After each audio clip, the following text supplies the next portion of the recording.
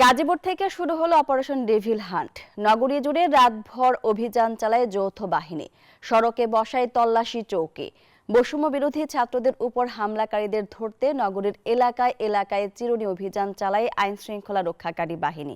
গাজীপুর থেকে ফিরে নাইমাল জিকোর প্রতিবেদন। ঘড়ির কাঁটায় রাত 11টা। গাজীপুরের সড়ক ধরে ছুটে চলছে র্যাবের গাড়িবহর। গন্তব্য ফ্যাসিস্ট সরকারের সাবেক মন্ত্রী মোজাম্মেল হকের বাসা। প্রায় 20 মিনিটের পথ পার হয়ে গাড়িবহরটি পৌঁছে তার বাসার সামনে, যেখানে গেল শুক্রবার হামলা চালানো হয় 20 শিক্ষার্থীর ওপর।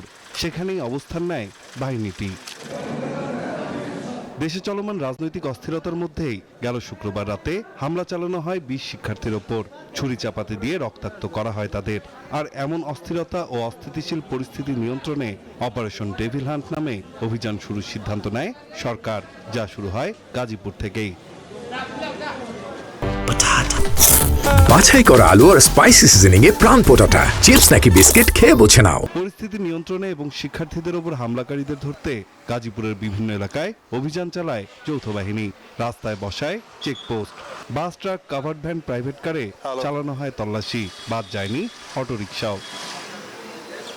এমন অস্থিরতার মধ্যে সরকারের এই উদ্যোগ ও আইন শৃঙ্খলা রক্ষাকারী বাহিনীর তৎপরতাকে সাধুবাদ জানান গাজীপুরবাসী। এমন অভিযান অব্যাহত রাখার দাবিও জানান তারা। নিজের দোকান বদ্ধ হয়ে একলা একলা যাওয়া লাগে। দেখা গেছে যে হাতে কেটলি আছে, লোকে 200-100 টাকা থাকলেও তো নিয়ে যাইব গামডার। তা আমরার সমস্যা হইতাছে না। আতঙ্ক তো অবশ্যই আছে, কারণ এখন এই দেশের অবস্থা যেরকম, 2 মিনিটও গ্যারান্টি নেই জীবনের। আমাদের সেফটির জন্য ভালো হবে যদি কোনো ঝামেলা না হয়।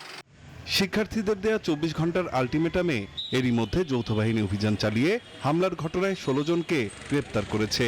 বাকিদের ধরতে অভিযান চালিয়ে যাচ্ছে মানুষের নিরাপত্তার কাজে থাকা প্রতিটি সংস্থা। নাইম আল চিকো, নিউজ 24, গাজীপুর।